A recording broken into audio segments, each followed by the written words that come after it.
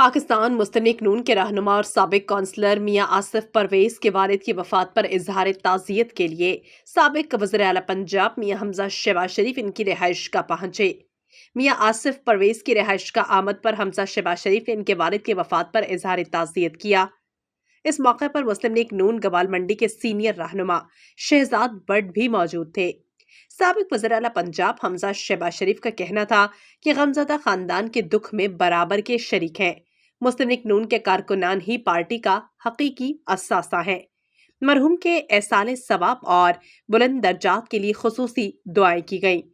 آخر میں میاں حمزہ شہباز شریف کا تشریف لانے پر میاں آصف پرویز اور شہزاد بٹ نے خصوصی شکریہ ادا کیا۔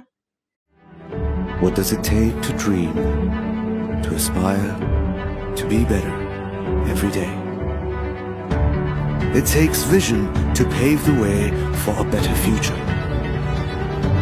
It takes discipline to create synergy. And it takes courage to step